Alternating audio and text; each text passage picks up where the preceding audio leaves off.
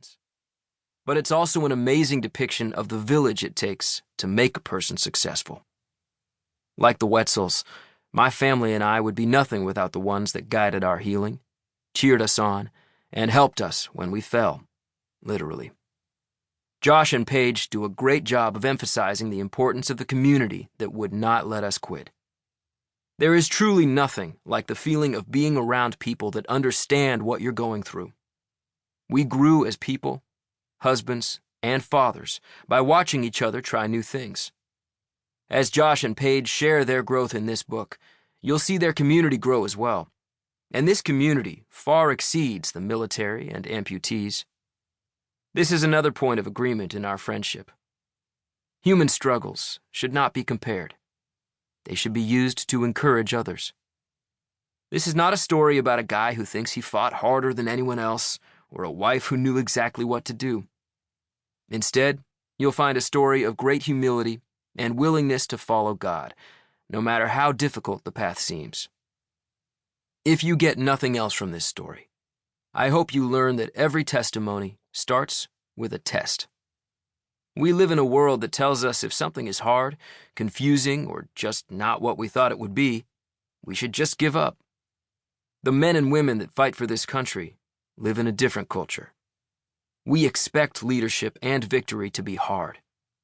Therefore, we embrace anything that can prepare us for it. That's what you'll find here. Two people embracing the preparation that only a difficult time can provide. Because Josh and Paige adopted this mindset, their story will continue. This book isn't just a recount of war stories. It is a guide to how we can turn our struggles into good. When we choose to turn struggle into good, our hardships can still serve the world, even years later. Josh and Paige don't tell their story to glorify how tough they are, but to help readers realize their own toughness. Their faith is practical, and so is their love for other people. Because of that, their story continues to teach, encourage, and inspire. Josh and Paige are more than people that were with me during a hard time. They love my children, they pray for my family, and they have cheered me on every step of the way. I am proud to call them my friends, and I am excited for you, as the listener, to have your faith lifted by the story of two people who believed that there was purpose behind the worst day of their lives. Staff Sergeant Travis Mills, U.S. Army, retired.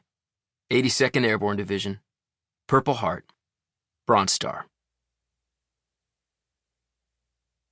Part 1.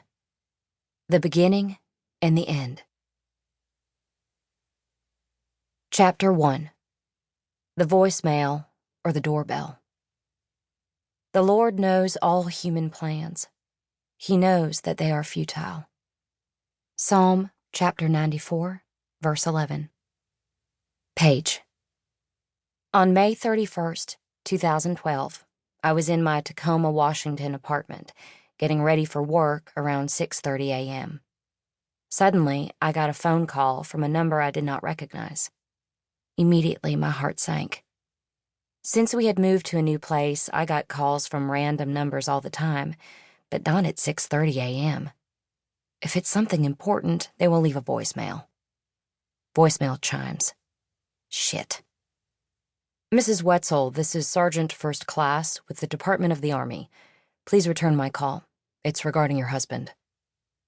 I was sitting on the floor before the message was done playing. Sliding down the wall, I thought only two things. Well, this is it. At least there isn't an officer ringing the doorbell. I called the number back and identified myself. My voice was slow and uncertain.